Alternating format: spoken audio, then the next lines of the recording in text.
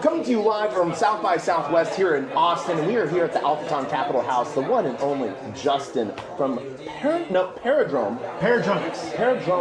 And I hear you are a competitor to Neuralink. We are. Brain-computer interface, intracortical. Yeah. Does this mean I could tweet from my brain? Yes. So my shit thoughts can just go straight to Twitter? You aren't even going to need to type your shit thoughts. They're just going to appear in Twitter. Okay. I remember this idea happening in Tommyknockers, written by Stephen King. Yes. So basically, I'm just going to write books of my dreams while I'm sleeping? We're going to know the books you're writing before you even know them. I love that. Do I get to own it? That is a good question. Okay. You get to own it, but we will still try to anonymize it so that we can build better models on top of the data we get from you. All right. So you're here based in Austin. The company's based here in Austin? Based in Austin, North Austin. All our manufacturing gets done about 15 miles north of the city. How long have you guys been building for? 9 years. Okay, and where are you guys at in clinical human studies? We got FDA approval back in November. We're going to implant our first human next month. Taco? You're implanting Taco next month? If you would like to get a BCI, we have one for you. Automated tacos. That's right. I can love this.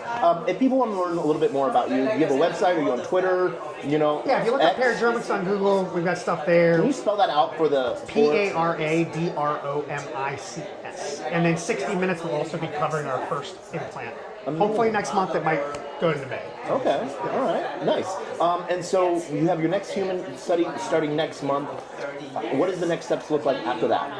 Next steps after that is we'll implant probably up to 10 patients over the remainder of this year. We'll be trying out slightly different parts of the brain, but everything will still be focused on restoring speech in ALS patients. Okay, that's actually sort of cool. Yeah. What got you into this? Why? Good question. So my dad had brain surgery 10 years ago. Okay. He had part of his motor cortex removed, which caused a lot of issues and kind of like moving his fingers and arms. And I got caught up in what Elon was working on with Neuralink. And I started doing a lot of research in it and thought, I think this is the future. This is going to be a transformational platform similar to the internet, similar to mobile phones. The technologies and applications are going to be built on top of this. So my big question is, why not go worse for Neuralink and make Neuralink better? Or in your opinion, why different? What's your secret sauce? Look, I think Neuralink has a really cool technology, but I also think the design decisions made by Paradromics 9 years ago fundamentally different from Neuralink, going for more durability, higher data rates, more concentrated electrode count. If I think about how BCI ultimately scales to consumer, these are the two features I think are required. It's not that Elon's wrong about what he's saying, but I think this is a better way to get adoption quicker in a few years with consumer applications. But you start with therapy. We start with therapeutics with regards to ALS, motor stroke, severe dysarthria. That is what we're focused on right now. You work towards recovery of human life rather than letting Taco tweet from his brain. You're trying to do better stuff with what you're doing than what I would want to do. We look at communication as fundamental to life, and we want to restore communication for people that don't. And after that, we will then move into restoring arm movements for people, leg movements for people. Eventually, we're going to get into restoring hearing, restoring vision, and then ultimately it gets into actually transhumanism and augmentation of the senses. My brain is going in 1,000,000 miles a minute right now. One of my random thoughts on this piece would then be seeing about how someone would interact with their clawbot in direct communication, or how that clawbot might communicate back with them. What we're essentially doing is combining humans and computers. It's carbon-based intelligence and silicon-based intelligence. And it's the only way that ultimately we're going to keep up with AI, because AI in many applications has already surpassed humans. Yes. Because our brains operate much slower than compute capabilities through computers. And so you merge these two together, and we're going to be able to do so many more things than we can do today. So one of my random thoughts on this piece, because I've written a couple papers on hallucinations within LLM models, I actually believe that right now the only thing that gives human the edge is the imagination. That's right. And I feel that the hampering of hallucinations is one of the things holding back AGI at the moment. But there's some really cool thoughts that processes that we've seen come out of Japan on this piece.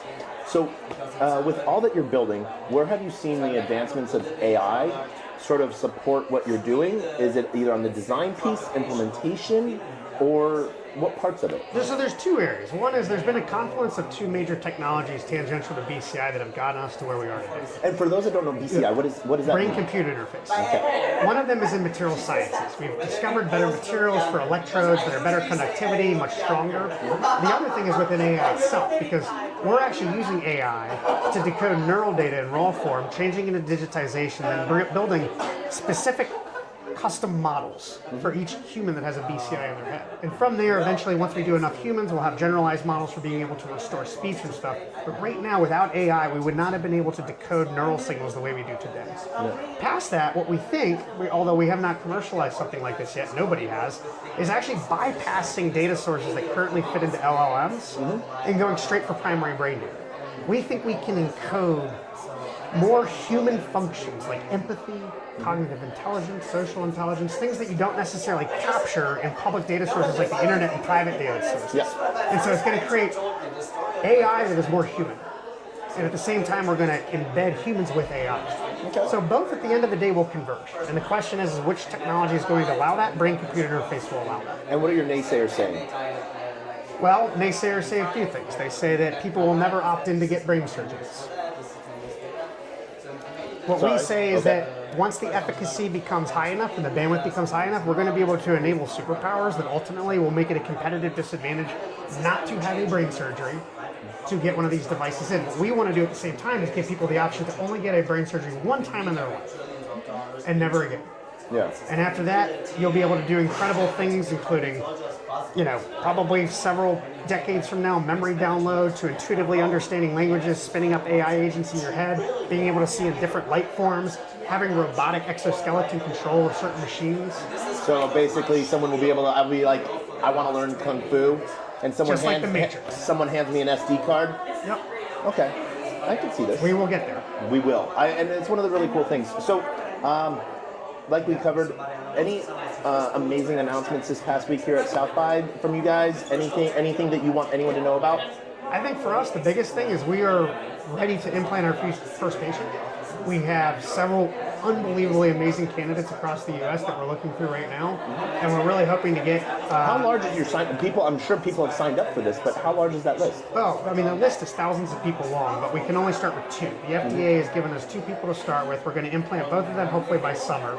Okay. Our primary endpoint is obviously testing for safety first, which happens for the first 3 months, and then we'll expand that trial to 10 patients. And that will be all monitored here in Austin, or it will be where they're living? Most of it will be within a 200-mile radius of our clinical centers, which is UC Davis, University of Michigan, and Mass General Hospital. Okay. All right. So you actually have big names tied to this. We do. Awesome.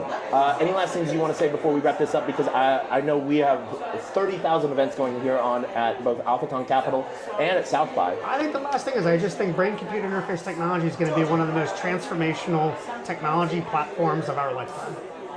And there's going to be incredible applications built on top of this that truly change the way we live. Are you active on social media at all? Not as much as I should be. On X or LinkedIn? I'm on X. If people want to LinkedIn find as you well. if people want to find you on X, where can they find you, and can you spell it out for the algorithm? Basically, Justin B. Smith, but each of the I's in my name make it a 1, and that's my X handle. Okay. All right. And what can they expect? What kind of brain rot can they expect from your socials? Well, my socials very soon is going to be a lot of very nitty gritty within BCI and some of the misinformation out there. We want to clarify, not that there's not applications for non-invasive technologies, but we want to be clear on what invasive versus non-invasive, Neuralink, Synchron, Precision, Paradromics, all these different companies, what they're doing. We're rooting for all of them. But in the end, 10 years from now, we're all actually going after different markets. Right. And so my goal is to actually bring in capital, tell a narrative that brings in capital for all of them. Obviously, I'm biased to Paradromics. I think what we're doing is incredible. But we serve a particular niche that doesn't necessarily overlap with them, and they don't overlap with us. And I think that's really important for people to understand. And I see this with Paradromics and Neuralink and everything like that. This is why there's still Chevy, Ford, Toyota. That's right. They're all cars with different brands. Different ways of getting to the same location. These will have different applications, and those applications will, in many ways, be people that are willing to get brain surgery versus not. Also, the types of needs that you need. When you need very high complexity needs, you're going to need high bandwidth BCI. High bandwidth BCI is much more expensive to build. It takes longer. It's going to be more expensive to do, but it will be much more transformational than doing non-invasive technologies. So for different applications, the choice is yours. So amazing. All right, Justin, thank you so much for your time today. My name is Player One Chapa, Player, the number one TACO. We are here at Alphaton Capital House. Till next time.